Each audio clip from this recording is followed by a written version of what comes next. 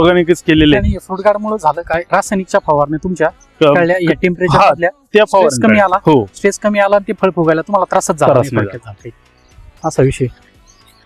आता बहुतांश बागेवरती टीक ही आहे म्हणजे आहेच. आहेच. तुम्ही पार हे करा. मित्र बघितलं सर तू इकडे ये.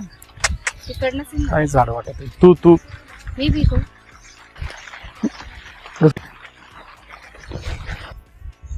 बारीक पण झाड आहे ना इकडे बारीक झाड आहे. एवढा माल आहे त्याला या बाई इथंच पाहिजे ते म्हणजे वरच्या तारीवर गेलेलंच नाही झाड पण त्याला खाली माल पाहिला तर तुम्ही म्हणजे एकदम हे बाई हे घ्या सर याला काय झाडाची हाईटच नाही 2 फूट हाईट नाही झाडाला.